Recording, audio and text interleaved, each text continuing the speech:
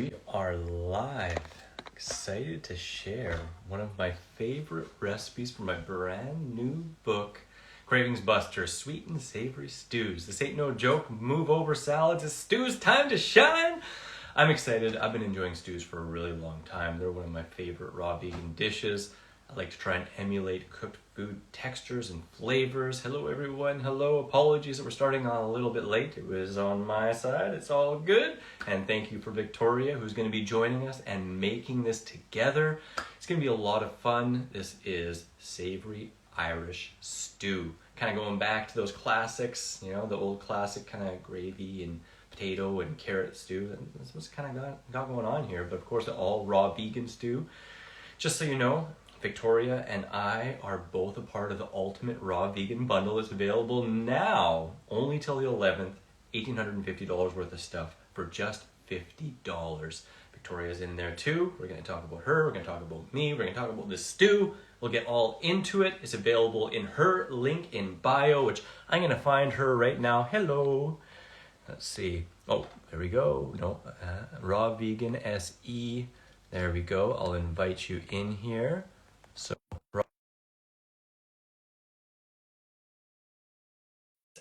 Victoria, and that's where you can grab the bundle, or if you like, on my page as well. But we're gonna get bopping. I got all this stuff back here. I can't let you see. It's all secret. There we go. Now it's all secret. Hey, Victoria. Hello. How you doing? So nice to see you. Good to see you again too. Jeez, it's been not super long, but it's been a little while.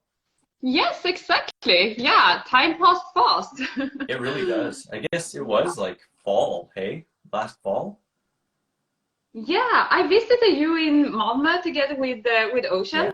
Yeah. I think it was it was in October or even the beginning of the November, I think, actually. Yeah. Wow. Yeah, time goes by really quick because in some parts of my brain it feels like, oh, that was like a month or two ago, but it's like, no, it was actually a fair bit longer than that, but not years ago. It's crazy how fast the time passed. So when we visit you, we had like a pizza weekend that weekend. I remember so much. It was so much fun to try all your pizza recipes.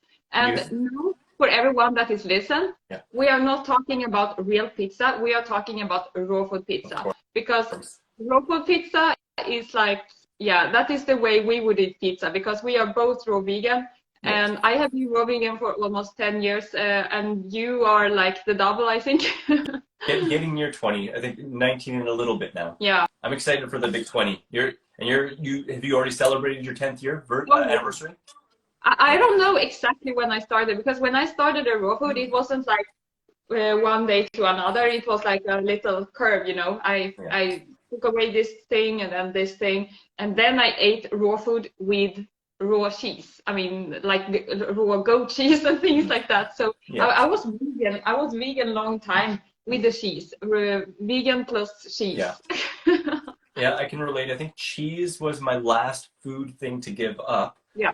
And then I gave up cheese, and I still had a little bit of alcohol and stuff like that. I found that harder to give up than cheese and cooked food. But yeah, then let go of all that and felt a heck of a lot better for it. Yes. Yeah, I mean, we have different things and I mean, the cheese is very rich in the milk protein, the casein, and that is something that makes the cows want to go back to his mother. So that is very, very addicting, I think. So it's really hard to give up the cheese. So that's the reason why people have so hard time to give up the cheese. And also cheese is like umami flavor. So if you take out the cheese in your, like, say a pesto or a salad, for example, it won't taste so much, because a little flat. Yeah, because it's kind of bland, because you are so used to that umami flavor. And it's the same with meat also, actually. It has this umami flavor. So what we are doing, you and me, we are creating amazing raw food recipes. I have 3 paper books and about 6 ebooks, and you have also lots of ebooks. And that is just amazing how we can like create things that have this all flavors. It's like umami, salty, bitter, sweet, and it's like it's just sour, and it's just so perfect combine all the recipes you and me make. So I am really excited today, because we will make a stew from your. This is your first time trying this one too, hey? Yeah. I'm excited for it. And if you don't, if everyone else doesn't know, Victoria has 2 recipes in the what's it called? Appetizer Favorites group collaboration book, which Yeah. are really, really delicious and have been having high acclaim and really, really nutritious with sprouts and lots of good stuff. And that book, the cool thing about that is it's specific only to this exact bundle. We do not sell it at all outside of the bundle. It's a collector's edition, 40 people contributing to it, over 40 recipes, and there are a lot of delicious appetizers in there. Yeah. I got some spring rolls in there that I created that I really like as well. And it's a darn fun one. And, you know, that book itself is probably worth the bundle price, but with everyone else's books, 40 together, it's ridiculous. So Yeah, again, we want to mention you guys can grab it in either of our links. Sorry? Yeah, just go to our profile. We have the link in, you have the link in your profile, and I have the link in my profile. So go to the profile and just click the link and order the bundle. It's like you get crazy lots of new recipes out there. I love your cat so much. I remember him so well when I was in your home. It was just, oh. I remember him, yeah, being in the bathroom at the same time as me also. Yeah, it was kind of fun. She likes to do that. Yeah. Yeah, she really likes to do that. Yes, exactly. But, you know, speaking of the umami and all the 5 flavors, and, you know, we need all of those in our life, right? Like, if you don't have some of those, you feel like you're kind of missing out, and that's what a lot of the recipes bring to the table. And this is one that when I was creating it, I was like picturing old favorite stews, like the classic kind of country stew, which, you know, often has stuff we wouldn't eat anymore. But the last renditions I used to have were like vegetable-based gravy mushroom stews with chunks of vegetables, just really hearty and savory and umami, because we need that umami. And there's certain ingredients that really bring it out. And this has a few of them. So it's like super duper. You know, this is as the title suggests, kind of cravings busters, right? I may not eat it every day. Somebody could, but when I feel like something hearty, I enjoy stuff like this, and it's really tasty. Yes, exactly. And I got to choose which kind of stew we are going to make today. So I have really hard time to choose because I want to try all of them. They are really fantastic. But it was like the Irish stew I was really excited about. So that is what we are going to make today. So I have prepared all my ingredients. So I have freezed the vegetables and I have the mushroom. Mushroom is really good for umami. Actually, we are talking about umami. And the vegetables, we have lots of roots here that I have freezed beforehand, so they get a little soft. So they are like, they are not cooked, but they have all the flavors that the raw vegetables have, but they are a little bit softer. So that is a really good trick we use here in the raw food world to make these tough root vegetables actually more, edible raw. So that is fantastic. The make is really hearty and savory and just so perfect. And I got the sun-dried tomatoes that is also a little bit umami, and then we have the olive that is umami. I mean, this is an explosion of flavor, I think. It's pretty exciting. I'm going to turn the light here just to make it a little brighter. Yes. And also we have... That works. There we go. Oh, there we go. I'll unleash my table back here, and I'm going to drop my camera down just a little bit so that we can see. And I have all the amounts too, so I'll be really kind and I'll let everyone know the exact amounts as we're going along. So if you want, you can write them down and get this recipe for free. But I really do encourage you guys to check out the entire bundle. The value there is like ridiculous. $1,850 for like $50. It's crazy. You pick any 1 or 2 books, you're going to get your values worth just out of those, but I'm sure you're going to find dozens at least that you really love and can make a positive impact in your life. So it's so fun to come together with everyone and do this. And I'm so happy actually that you asked me to do this demo together, because this is one of my favorite recipes from my book. And I'm stoked to get everyone trying it. You know, whoever gets the bundle and whoever doesn't, you know, at least they can try this. Exactly. And I'm really excited to try this now. So I will start to make, what are we going to make? I think we're going to start to make the sauce. It feels like we are almost ready because the recipe is so simple. You need one of the vegetables, you place it, and then you have your sprouts here. You actually called for green lentil sprouts, but I didn't have them, so I used this brown lentil sprouts instead. I'm sorry, but we're going to have to stop this live. If you don't respect my recipe, then we're not even doing it. I'm just joking. That's fine. That's totally fine. I have something here that isn't exact to what I had in the recipe as well, but it's fine. You know, recipes are to play with, right? And Yeah, it's fun to try different things. And exactly.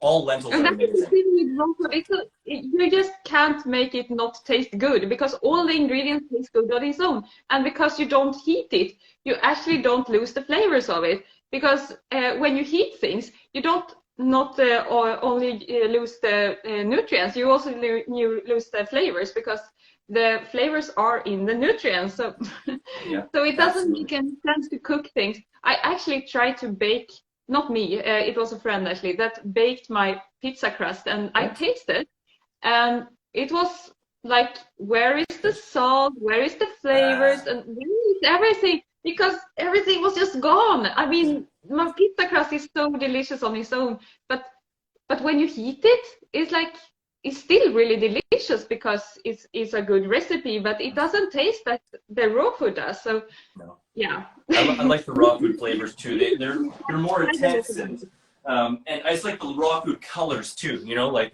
it's just amazing how much the raw food colors pop so much more. Like really talking about eating the rainbow instead of 50 shades of beige, right? We don't want 50 shades of beige. But I'm going to start with a little bit of a quick kind of ingredient overview in the order of preparation, and then we'll get Yes, right into it. great. So I I have over here, this is, there we go, the lentil sprouts that you mentioned. This is 160 grams of sprouted lentils. So it's about 2 cups. That's what it says there, which doesn't look here, but it depends on the types of lentils. And it's a whole bunch of sprouted ones. You can see little teeny tails on there. I started these 2 days ago, and I soaked them overnight, and then I let them sprout the next day, and then I actually put them in the freezer just so that they were really extra soft, and it makes them a little sweeter too, and a little bit more like a cooked lentil flavor. Yeah. So the good thing about that too that I find really helpful is, you know, I can use my sprouting lid here. Oh, I just made myself really blurry. Hey, I just wiped my camera. 1 second. There we go. So I use this nifty little sprouting lid that just screws on a mason jar, and it makes life a lot easier for sprouting. In the book, I actually do have a link for the ones I got. Not saying you need to get these ones, but they're good ones that I found and I enjoy, so I'm sharing those. And I like to make like a big portion at once, sometimes a few jars at a time, and then I can freeze them in individual portions in the freezer. That's where you freeze things. And that way you're ready at any time. You're like, they're always ready for you. And I know Victoria does a lot of sprouting, and she's got a lot of different sprout mixes. So what's I that was little just box showing you system? how I do my sprout here. So I have this kind of sprouting mix that is also really good. So you can use whatever you want. I mean, you can just use yeah, a little something like that. So I have more sprouts going on here. So I was just going to show How many kinds of how. sprouts do you have there? Oh, I actually have 3 here. But yeah, oh yeah, I put one on the other table. So yeah, I have 2 in there right now. They are actually ready. They are way more than ready, I would say. It is buckwheat and it's more lentil sprouts there. Is So that the kind of ones too that you water the top and it kind of drips down into the next one so it continues through, or do you water each individually? I don't water them so much. I just take a little bit of water so they don't drip down. No. So I just water everyone. Yeah. Okay, cool. So we got these lentil sprouts. They took the longest since I, started sprouting them a couple days ago, but it takes almost no time and effort really. Yeah. Do you find the lentil sprouts generally go like 2 to 3 times the size from when they're dry?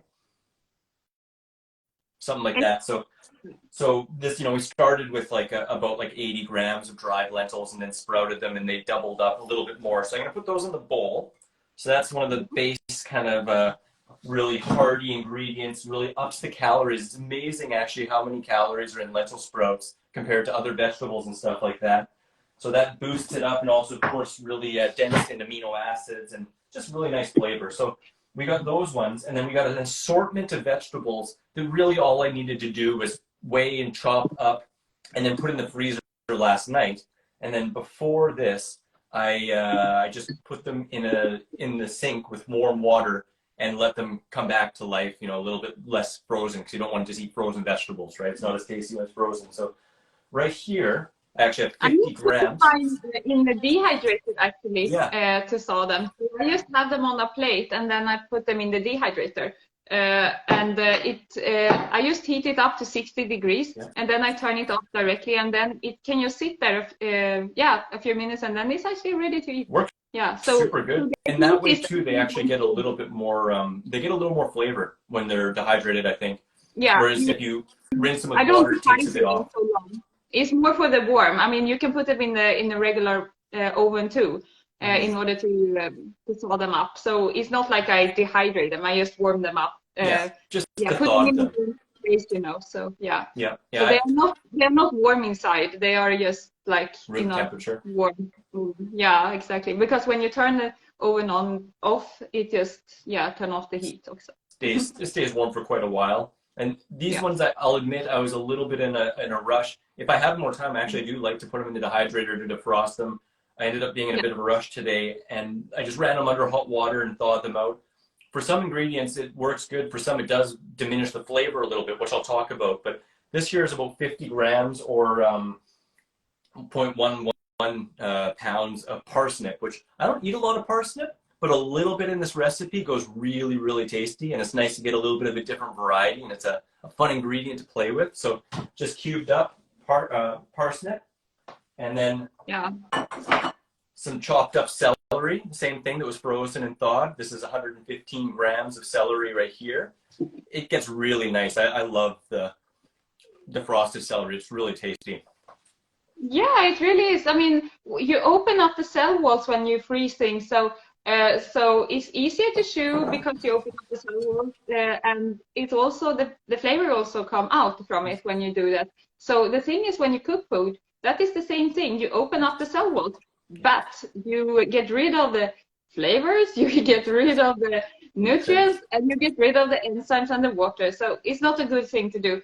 But when you freeze things, you don't lose. I mean, you lose about 30% of the enzymes, but there's still some enzymes in here, and you don't lose so much of the nutrients, about the same 30% I've heard. So you still get a lot of it, and because it's easier to chew and you soften up the fiber, maybe you actually absorb more. So maybe you don't lose 30% in the end if you think about how you absorb things. So I think it's a really good thing to freeze root vegetables. Absolutely, and especially too sometimes when you have too much produce, or you get a really good deal on a whole bunch, and it's been shown to be the best method of preservation in terms of nutrient loss, and a lot of enzymes, they just slow down, and it works so dang good, and it just brings those different textures, which can bring a little bit of a different quality to your diet, so you never feel like you're missing out. You want those old flavors or textures, and you don't have to. You can have them fresh and crunchy if you like. That's delicious as well. Yeah. It's just another option to emulate the kind of cooked food textures and not be a compromise. So those guys. Yeah. Same thing with carrots. I just got 115 grams of carrots, and they are really nice. I actually find sometimes they get sweeter when they're frozen and thawed. Yeah, of course. When you open up the cell walls, the sweetness comes out from instead of chewing on just flavor. Oh, we got the mushrooms, which actually no, sorry. Onion. I have everything on my plate. Every time you show something, I just put out my plate. Here we go. Oh, red onion. Yep. So the onion, the neat thing about this, I actually don't eat a ton of onion. I find it a little bit intense. I do enjoy it from time to time, but my preference, especially lately, is frozen onion, because when you freeze it, actually when you cut it and you let it sit out, mustard oil dissipates and it becomes less potent and less irritating. And when you freeze it and thaw it, especially if you run it underwater, some of those irritating compounds are washed away, but it still has the oniony flavor and a lot of the nutrients and a lot of the fibers, which of course are beneficial for the probiotic fibers and all that good stuff for the microbiome. But it's a little bit milder. So if you like onion, but you find sometimes onion is too strong and too much for you, try this freezing technique, and it works really good in here, because then it honestly just tastes like a what's it called? A fried onion, basically. It's like really mild and soft. So we only have 50 grams of that, so it's not a lot, but just a little bit of the onion. And then one of the last chunky ingredients, those are all the frozen stuff. The last ingredient here is mushrooms. Oh yes, and this here is 160 grams, or about 8 mushrooms. And just like you, we dehydrated them for about an hour before. Yeah. My absolute preference with mushrooms is to dehydrate them a bit. I find the flavor is really enhanced. The texture is even nicer to me. You know, it's the only plant source of vitamin D. Sorry? Yeah. Oh, sorry, go on. No, it's okay. It's the only plant source of vitamin D, and you can charge them up by putting them under the sun or a grow lamp to make like, this can be like a vitamin D supplement during the winter, which can really help. Mushrooms are rich in chromium, which is really great for sugar metabolism, and you know they can be rich in selenium as much so as like what's it called, Brazil nuts. So you know a lot of people say you should eat a Brazil nut a day. Well, you have about a bunch of mushrooms a couple times a week. You're getting a lot of that selenium as well, and they're just umami and delicious, and I love them. And if you don't, you can substitute it with something else. But I find it works really good in here. Dump that in there, and then we're ready to make the sauce. What happens when you dehydrate them? When you put the sauce in there, they subtract some of the sauce, so it will be a little bit marinated instead of leaking out this liquid. Because when mushroom is raw, they have liquid in there. So when you put sauce in there, the saltiness from the salt tends to push out the liquid from the vegetables, which make everything a little bit more bland. So dehydrate them a little bit is actually a really good idea. Yeah, absolutely. Creates a little bit of a skin, for lack of a better term, on the edge of it, and like pull some of that inside of it, hey? Yeah. There we go. So we got all these delicious things in there, and we're ready to make a sauce, hey? Oh yeah, I'm really excited for the sauce. Yeah, definitely. This I mean, good. I could eat this as a plain salad without dressing because I think it's really flavorful and it's very juicy and it smells amazing from the parsnip and the red onion and the celery. It's just, I wish you could feel the smell here. I mean, parsnip is, it's so delicious, and you can really use that more, I think, in recipes. It's just so delicious. It's like an herb or a spice when you use it raw, actually. Yeah, it's like a mineral supplement too, hey? It's so rich in minerals. Oh yeah, definitely. I like to put that in my juices sometimes. It's really flavorful. Yeah, I love them you'll so be much. sad. That's the only thing that I forgot to get. I don't have parsley. Parsley? Yeah. Oh parsley. My God. I have some parsley here. Yeah. So yeah. But I think I do have cilantro. I might replace it with cilantro just to have that creative kind of fun spirit. But let's see. So for this sauce, I like to make it pretty saucy. And we are starting off with tomatoes. I like to usually put the wettest ingredients in the bottom of the blender first, so it makes it easier to blend. So the recipe says, it's kind of funny, right? The recipe says 3 tomatoes, 345 grams, but tomatoes are all different sizes. And for this here, I needed 4 tomatoes. So for my recipe, I also used 4 tomatoes for this recipe. I noticed that too, that my tomato was a little bit smaller maybe, so I have 4 tomatoes. Perfect. It was 360 grams of tomatoes, but I think that will work too. Yep. No, it'll for sure work, absolutely. Or maybe I can eat the cilantro. Snooter trying to eat the cilantro. Cilantro. You use the cilantro instead. That is really exciting. And that is so much fun. When you have a recipe and you change like a few ingredients to just one ingredient, it would taste like a new recipe. And also because all the vegetables taste a little bit different. So even if you make the same recipe over and over again, it would taste a little bit of different every time you do it because all the vegetables are unique. I mean, pasta tastes like pasta, but carrot tastes different time to time. And you know, the same with tomatoes and the same with olives and the same with everything when you eat plants. So eating plants is just so much more logical. It's so much more fun. So much more fun. So much more tasty. Yeah. Isn't it funny, right? Because people say like, don't you get bored on that raw food diet? And it's like, they're going to McDonald's in every country in the world eating the exact same flavor every time. And it's like, every meal is different. Like I never have the exact same meal, you know? It's like, it's amazing. They also add like citric acid to canned tomatoes and things like that, just because make sure that the acid is exactly the same in all the bottles. And then you get lots of things you don't want to put in your body, just because the brand wants everything to taste exactly the same. It's so much boring, I think, and it's so unhealthy also. It's not good at all. And that is just one example. It's true. It's absolutely true. So we have some fresh celery. So this is, the recipe called for 1/2 pound And this is a 1/4 pound of the fresh, which we're going to chop up and put that in the dressing to make it extra salty and give a little bit of thickness to it. There we go. I have a bit of the celery leaves, which a lot of times I take out, but I'll use it. Yeah. And it's so delicious. Oh, I love celery. I mean, yeah, so tasty. I love this part of the celery. The root. Yeah. Oh yeah, definitely. That is a celeriac, actually, a little small celeriac. I love that part. So good. Okay. And then let's see, we got a 1/4 cup or 15 grams of sun-dried tomatoes. I dried these myself at home here. They're good. Yeah.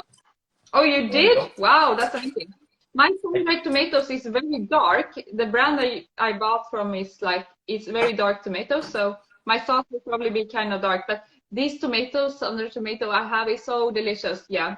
And when you buy sun-dried tomatoes, make sure they are not like added lots of weird stuff. You just want the sun-dried tomatoes, and you did the processing. You dehydrated them yourself. Yeah. Then you know for sure that they are not added lots of things. Yeah. They almost every time added lots of salt to the sun-dried tomato, but you can like rinse them in warm water, and then you will get rid of most of it if you want. And it's better to use other salt alternative like celery and green salt and more healthier salt, even Himalaya salt if you want to add some real salt instead of the like table salt they use in sun-dried tomatoes. So get rid of the salt when you have a sun-dried tomato, like washing them very well.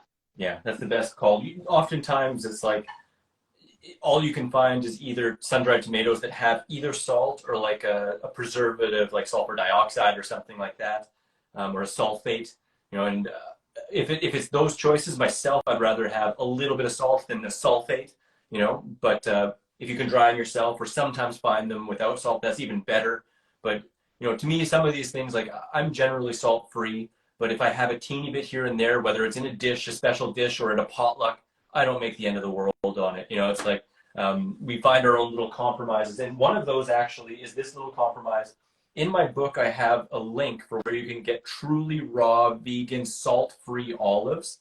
But I didn't have any left over from when I made the book. So actually, I used some here that was cured in water and a bit of salt. And then I just soaked them in water to get rid of some of the salt. Yeah, so, I actually did it. I just soaked them in water. So, yeah. So we got those. And this is, let's see, we have about 50 grams of pitted black olives. So I'm going to make sure that all of these are pitted because these did come with the pits, some of them. And oh, there's one there. The measurement with the pit or without the pit? Without the pit. Okay, great. Yeah.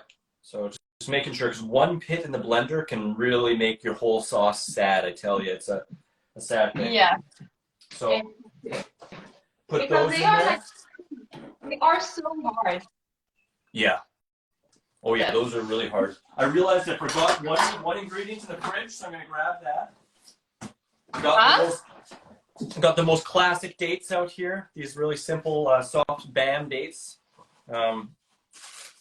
And the recipe calls for, what do we have there?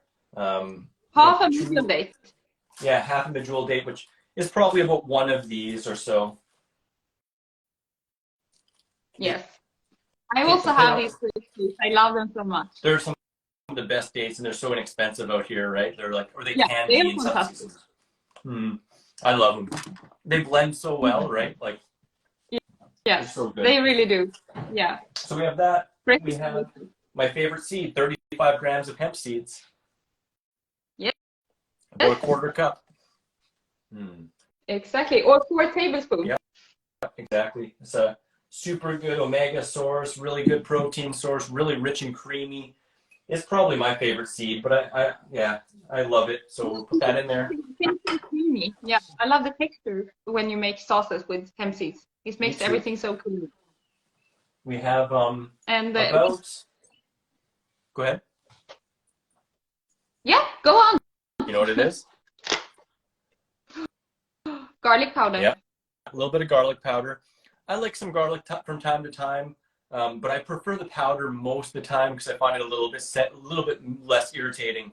But it still has that really delicious flavor, and you can dehydrate it yourself too. Same with like I said, with the onions. Like if you chop it up and let it sit for a little bit, some of that mustard oil dissipates and it makes it a little bit less intense on the body. But so I have in here about a teaspoon of garlic powder. And also, if you put fresh garlic in sauces, they become really strong from the garlic. But the powder is just, it has the garlic flavor, but it doesn't have the strong thing. So that is really good when you blend things, and you want the garlic powder, you go garlic flavor without the strong thing, Strong because kind of bitter taste, really, right? it's like chili. It can make things really hot. So yeah. There we go. And that's really it for the start. I like to start with this and blend this really smooth. So let's get that going. Yes, and I have to say that it's really boring to see us blending things.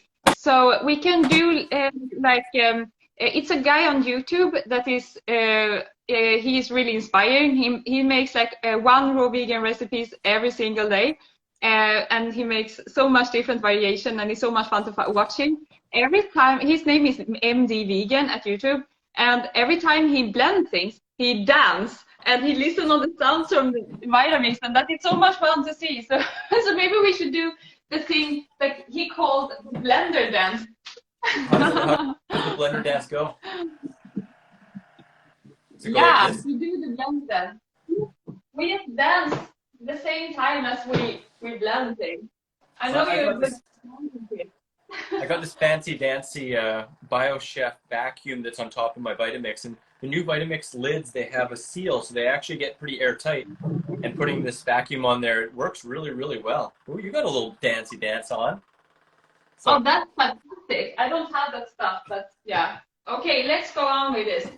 Let's go for it. And if you want, you can blend it a lot if you want to get it really smooth and even more. Go for it. Get in there. Get in there. Go.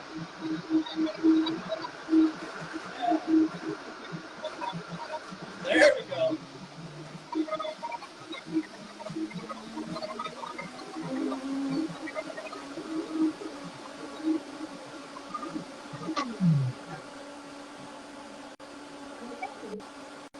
Keep it going. Oh, you're good. Let's see here.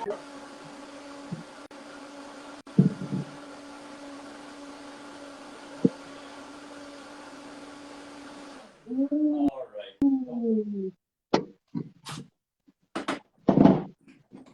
Look here. Oh, it smells good. Oh my good. God, it's so good. Mm. Somehow, you'll be amazed. Somehow, I forgot one seed in there, but I just stopped the blender, and the one seed was sitting on top of the mixture, and whole. There's no pieces in it, just one perfect seed. That is the most luck I've ever had in my life. That's so much fun. Oh gosh, it's really tasty. Mmm.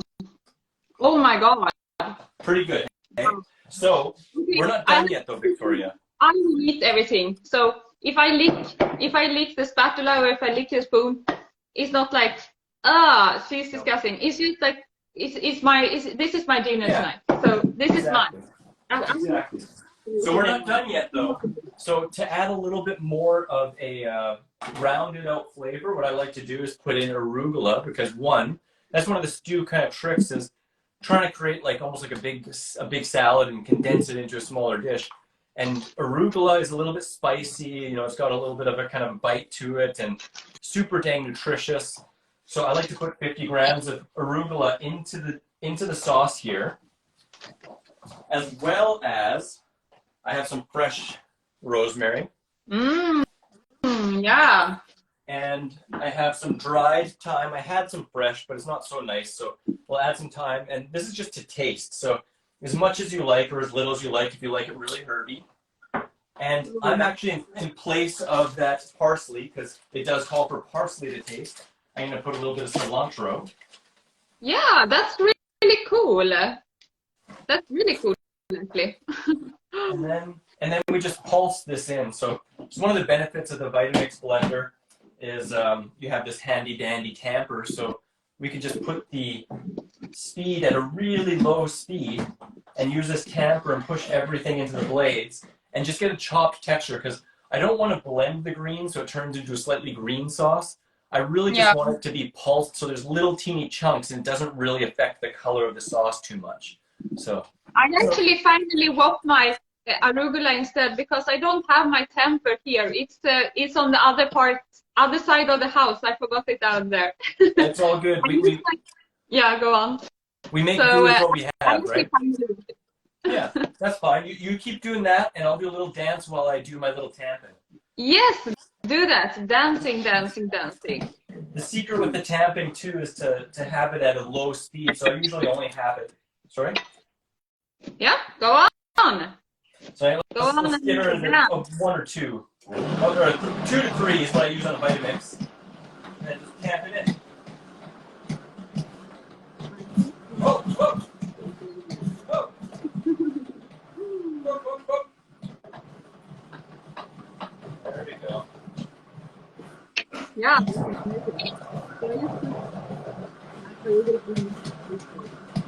And the herbs also. I finally watched the verbs. Yeah. The rosemary and the thyme. Oh, and I forgot the parsley also, actually.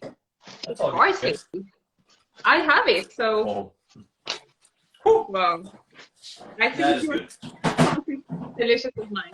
I will just put the parsley in on this. I love parsley so much. It's like kind of refreshing. And when you eat lots of garlic and lots of onion, the parsley have the tendency to actually to not make your mouth like smell and taste garlic and onion. So when you eat garlic and onion, a little trick if you're on a date or something, or if you just don't want that flavor in your mouth, chew on some parsley. That's fantastic. Absolutely. That makes your mouth taste and smell better. Such a great way to cleanse the palate, and so often in restaurants they have a little sprig of parsley on the side of the plate, hey, just to do that. Exactly. And the stems, you can save this one, and you can put them in the juice machine. It's fantastic in juices. So what do you put them in a smoothie? Juices. Oh, nice. You put them in the juice machine. Yeah. That's awesome. The stems in the juicer machine, and then you get the delicious juice. Love it. I love it. So you're ready? Do you have your stuff pretty chopped up, or should I wait for you? I can do a dance if you want. I'm almost done with the party. I have whopped up everything else. Okay. So I'm just, I think I have all the ingredients actually. Okay. Is it black pepper in this recipe, or is it just my head that say I should put black pepper in there? You totally can. Yeah, if you want. Yeah, that could be really nice. I'll put a dash. I don't have black. I actually have white pepper, but I'll put a dash of white pepper for fun too. Cool. I think you're right. That would be a good addition that I didn't think of, because classic stews do have some black pepper in them. Yeah. I don't know if you put it in there, so that's why I asked. Yeah. I don't think. Okay, I'm very ready for the sauce. I have all the ingredients in here. All the ingredients. So can we put the sauce in the bowl? Let's do it. Let's go for it. Yeah. It's thick. It is thick sauce, and it's meant to be. Yes. I think it's perfect in its texture. It's really creamy and it's thick and it's delicious. It's so good.